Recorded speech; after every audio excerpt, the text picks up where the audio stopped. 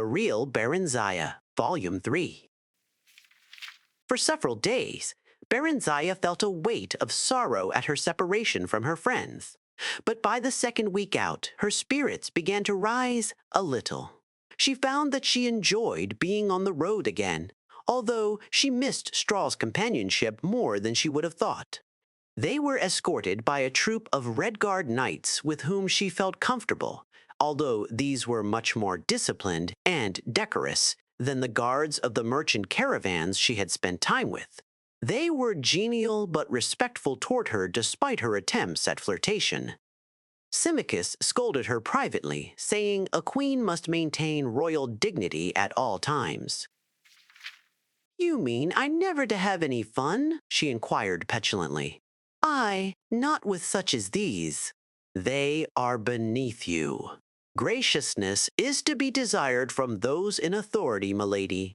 Familiarity is not. You will remain chaste and modest while you are at the imperial city." Barenziah made a face. "I might as well be back at Dartmoor Keep. Elves are promiscuous by nature, you know. Everyone says so." "Everyone's is wrong, then. Some are, some aren't. The Emperor and I expect you to display both discrimination and good taste. Let me remind you, Your Highness, that you hold the throne of Mournhold not by right of blood, but solely at the pleasure of Tiber Septim. If he judges you unsuitable, your reign will end ere it begins. He requires intelligence, obedience, discretion, and total loyalty of all his appointees, and he favors chastity and modesty in women. I strongly suggest you model your deportment after our good Dreliane, milady. I'd as lief be back in Darkmoor." Barenziah snapped resentfully, offended at the thought of emulating the frigid, prudish Dreliane in any way. "That is not an option, Your Highness. If you are of no use to Tiber Septim, he will see to it that you are of no use to his enemies either," the general said portentously. "If you would keep your head on your shoulders, take heed. Let me add that power offers pleasures other than those of carnality and cavorting with base company." He began to speak of art, literature, drama, music, and the grand balls thrown at the imperial court. Barenziah listened with growing interest, spurred on not entirely by his threats. But afterward she asked timidly if she might continue her study of magic while at the imperial city. Symmachus seemed pleased at this and promised to arrange it. Encouraged, she then said that she noted 3 of their knights' escort were women and asked if she might train a little with them just for the sake of exercise. The general looked less delighted at this, but gave his consent, though stressing it would only be with the women. The late winter weather held fair, though slightly frosty, for the rest of their journey, so that they traveled quickly over firm roads. On the last day of their trip, spring seemed to have arrived at last, for there were hints of a thaw. The road grew muddy underfoot, and everywhere one could hear water trickling and dripping faintly but steadily. It was a welcome sound. They came to the great bridge that crossed into the imperial city at sunset. The rosy glow turned the stark white marble edifices of the metropolis a delicate pink. It all looked very new and grand and immaculate. A broad avenue led north toward the palace. A crowd of people of all sorts and races filled the wide concourse. Lights winked out in the shops and on in the inns as dusk fell and stars came out singly, then by 2s and 3s. Even the side streets were broad and brightly illuminated. Near the palace, the towers of an immense Mages' Guild Hall reared toward the east, while westward, the stained glass windows of a huge tabernacle glittered in the dying light. Symmachus had apartments in a magnificent house 2 blocks from the palace, past the temple. The Temple of the One, he identified as they passed it, an ancient Nordic cult which Tiber Septim had revived. He said that Barenziah would be expected to become a member should she prove acceptable to the emperor. The place was quite splendid, although little to Barenziah's taste. The walls and furnishings were done in utter pristine white, relieved only by touches of dull gold, and the floors in dully gleaming black marble. Barenziah's eyes ached for color and the interplay of subtle shadings. In the morning, Symmachus and Dreliane escorted her to the imperial palace. Barenziah noted that everyone they met greeted Symmachus with a deferential respect, in some cases bordering on obsequiousness. The general seemed to take it for granted. They were ushered directly into the imperial presence. Morning sun flooded a small room through a large window with tiny panes, washing over a sumptuously laden breakfast table and the single man who sat there, dark against the light. He leapt to his feet as they entered and hurried toward them. "Ah, Symmachus, our most loyal friend, we welcome your return most gladly." His hands held Symmachus' shoulders briefly, fondly, halting the deep genuflection the dark elf had been in the process of effecting. Barenziah curtsied as Tiber Septim turned to her. "Barenziah, our naughty little runaway. How do you do, child? Here, let us have a look at you. Why, Symmachus, she's charming, absolutely charming. Why have you hidden her from us all these years? Is the light too much, child? Shall we draw the hangings?" "Yes, of course." He waved aside Symmachus's protests and drew the curtains himself, not troubling to summon a servant. "You will pardon us for this discourtesy toward yourselves, our dear guests. We've much to think of, though that scant excuse for hospitality's neglect. But pray join us. There's some excellent nectarines from Black Marsh." They settled themselves at the table. Barenziah was dumbfounded. Tiber Septim was nothing like the grim gray giant warrior she'd pictured. He was of average height, fully half a head shorter than tall Symmachus, although he was well knit of figure and lithe of movement. He had a winning smile, bright, indeed piercing, blue eyes, and a full head of stark white hair above a lined and weathered face. He might have been any age from 40 to 60. He pressed food and drink upon them, then repeated the question the general had asked her days ago. Why had she left home? Had her guardians been unkind to her? "No, Excellency," Barenziah replied. "In truth, no, although I fancied so at times." Symmachus had fabricated a story for her, and Barenziah told it now, although with a certain misgiving.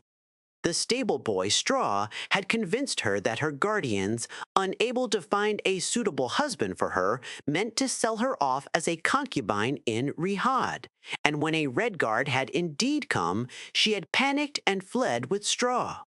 Tiber Septim seemed fascinated and listened raptly as she provided details of her life as a merchant caravan escort.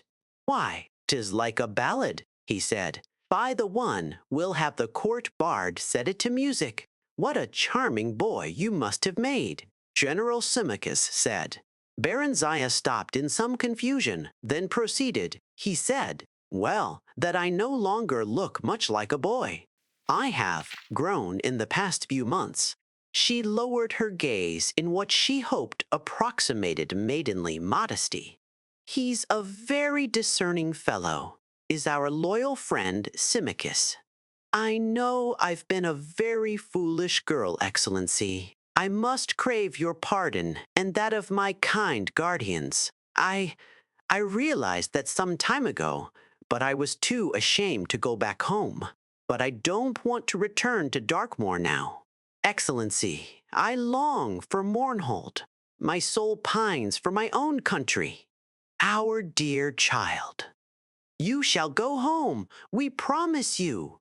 But we pray you remain with us a little longer, that you may prepare yourself for the grave and solemn task with which we shall charge you." Barenziah gazed at him earnestly, heart beating fast. It was all working just as Symmachus had said it would. She felt a warm flush of gratitude toward him, but was careful to keep her attention focused on the emperor. I am honored, Excellency, and wish most earnestly to serve you and this great empire you have built in any way I can. It was the politic thing to say, to be sure, but Barenziah really meant it. She was awed at the magnificence of the city and the discipline and order evident everywhere, and moreover was excited at the prospect of being a part of it all. And she felt quite taken by the gentle Tiber Septim. After a few days, Symmachus left for Mournhold to take up the duties of a governor until Barenziah was ready to assume the throne, after which he would become her prime minister. Barenziah, with Drelian as chaperone, took up residence in a suite of rooms at the imperial palace. Several tutors were provided her in all the fields deemed seemly for a queenly education. During this time, she became deeply interested in the magical arts, but she found the study of history and politics not at all to her preference. On occasion, she met with Tiber Septim in the palace gardens, and he would unfailingly and politely inquire as to her progress, and chide her, although with a smile, for her disinterest at matters of state. However, he was always happy to instruct her on the finer points of magic, and he could make even history and politics seem interesting.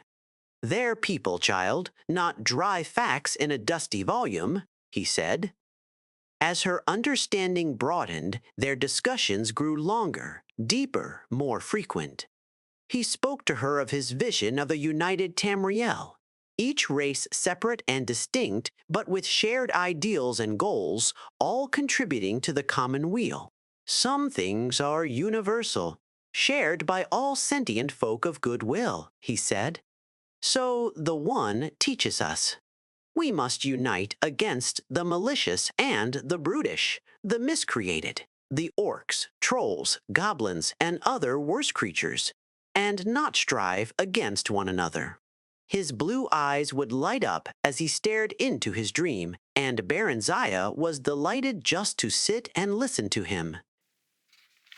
If he drew close to her, the side of her body next to him would glow as if he were a smoldering blaze. If their hands met, she would tingle all over as if his body were charged with a shock spell. One day, quite unexpectedly, he took her face in his hands and kissed her gently on the mouth. She drew back after a few moments, astonished by the violence of her feelings, and he apologized instantly.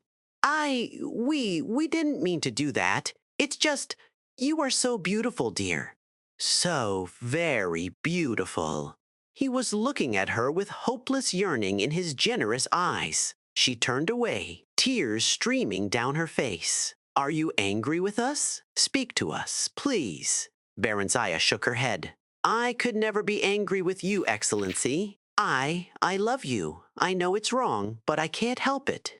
"We have a consort," he said. "She is a good and virtuous woman, the mother of our children and future heirs. We could never put her aside. Yet there is nothing between us and her. No sharing of the spirit. She would have us be other than what we are. We are the most powerful person in all of Tamriel, and Barenziah, I think I am the most lonely as well." He stood up suddenly. "Power!" he said with sublime contempt. "I'd trade a goodly share of it for youth and love if the gods would only sanction it. But you are strong and vigorous and vital, more than any man I've ever known." He shook his head vehemently. "Today, perhaps. Yet I am less than I was yesterday, last year, 10 years ago. I feel the sting of my mortality, and it is painful. If I can ease your pain, let me." Barenziah moved toward him, hands outstretched. "No. I would not take your innocence from you." "I'm not that innocent." "How so?" The emperor's voice suddenly grated harshly. His brows knitted. Barenziah's mouth went dry. What had she just said? But she couldn't turn back no. He would know. There was straw, she faltered. I was lonely too, am lonely, and not so strong as you. She cast her eyes down in abashment. I guess I'm not worthy, Excellency. No, no, not so. Barenziah, my Barenziah, it cannot last for long. You have a duty toward Mournhold and a duty toward the Empire. I must tend toward mine as well. But while we may, shall we share what we have, what we can, and pray the one forgives us our frailty? Tiber Septim held out his arms, and wordlessly, willingly, Barenziah stepped into his embrace. You caper on the edge of a volcano, child, Dreliane admonished as Barenziah admired the splendid star sapphire ring her imperial lover had given her to celebrate their 1-month anniversary. How so? We make one another happy. We harm no one. Symmachus bade me be discriminating and discreet. Who better could I choose? And we've been most discreet. He treats me like a daughter in public. Tiber Septim's nightly visits were made through a secret passage that only few in the palace were privy to. Himself and a handful of trusted bodyguards. He slavers over you like a cur his supper. Have you not noticed the coolness of the Empress and her son toward you? Barenziah shrugged. Even before she and Septim had become lovers, she'd received no more from his family than bare civility. What matter? It is Tiber who holds the power, but it is his son who holds the future. Do not put his mother up to public scorn, I beg you. Can I help it if that dry stick of a woman cannot hold her husband's interest even in conversation at dinner? Have less to say in public. That is all I ask. Matters little, it is true. But her children love her, and you do not want them as enemies. Tiber Septim has not long to live. I mean, Dreliane amended quickly at Barenziah's scowl. Humans are all short-lived. Ephemeral, as we of the elder races say. They come and go as the seasons. But the families of the powerful ones live on for a time. You must be a friend to this family if you would see lasting profit from your relationship. Ah, but how can I make you see truly, you who are so young and human-bred as well? If you take heed, and wisely, you and Mournhold are like to live to see the fall of Septim's dynasty, if indeed he has founded one, just as you have witnessed its rise. It is the way of human history. They ebb and flow like the inconstant tides. Their cities and dominions bloom like spring flowers, only to wither and die in the summer sun. But the elves endure. We are as a year to their hour, a decade to their day. Barenziah just laughed. She knew that rumors abounded about her and Tiber Septim. She enjoyed the attention, for all save the Empress and her son seemed captivated by her. Minstrels sang of her dark beauty and her charming ways. She was in fashion and in love. And if it was temporary, well, what was not? She was happy for the first time she could remember, each of her days filled with joy and pleasure. And the nights were even better. What is wrong with me? Barenziah lamented. Look, not one of my skirts fit. What's become of my waistline? Am I getting fat? Barenziah regarded her thin arms and legs and her undeniably thickened waist in the mirror with displeasure. Dreliane shrugged. You appear to be with child, young as you are. Constant pairing with a human has brought you to early fertility. I see no choice but for you to speak with the Emperor about it. You are in his power. It would be best, I think, for you to go directly to Mournhold if he would agree to it, and bear the child there. Alone? Barenziah placed her hands on her swollen belly, tears forming in her eyes. Everything in her yearned to share the fruit of her love with her lover. He'll never agree to that. He won't be parted from me now. You'll see. Drelean shook her head. Although she said no more, a look of sympathy and sorrow had replaced her usual cool scorn. That night, Barenziah told Tiber Septim when he came to her for their usual assignation. With child? He looked shocked. No, stunned. You're sure of it? But I was told elves do not bear at so young an age. Barenziah forced a smile. How can I be sure? I've never. I shall have my healer fetched. The healer, a high elf of middle years, confirmed that Barenziah was indeed pregnant, and that such a thing had never before been known to happen. It was a testimony to His Excellency's potency, the healer said in sycophantic tones. Tiber Septim roared at him. This must not be, he said. Undo it. We command you. Sire, the healer gaped at him. I cannot. I may not. Of course you can, you incompetent dullard, the emperor snapped. It is our express wish that you do so. Barenziah, till then silent and wide-eyed with terror, suddenly sat up in bed. No, she screamed. No, what are you saying? Child. Tiber Septim sat down beside her, his face wearing one of his winning smiles. I'm so sorry, truly, but this cannot be. Your issue would be a threat to my son and his sons. I shall no more put it plainly than that. The child I bear is yours, she wailed. No. It is now but a possibility, a might be, not yet gifted with a soul or quickened into life. I will not have it so. I forbid it. He gave the healer another hard stare, and the elf began to tremble. Sire, it is her child. Children are few among the elves. No elven woman conceives more than 4 times, and that is very rare. 2 is the usual number. Some bear none even, and some only 1. If I take this one from her, sire, she may not conceive again. You promised us she would not bear to us. We've little faith in your prognostications. Barenziah scrambled naked from the bed and ran for the door, not knowing where she was going, only that she could not stay. She never reached it.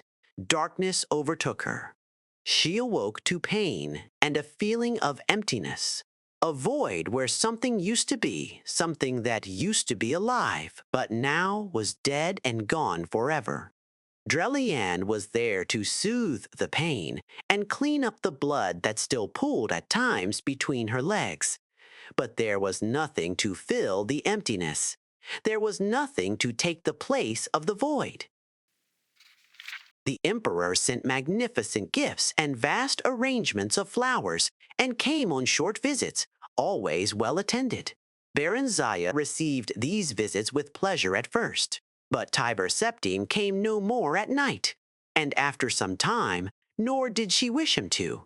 Some weeks passed, and when she was completely physically recovered, Drelean informed her that Symmachus had written to request she come to Mournhold earlier than planned.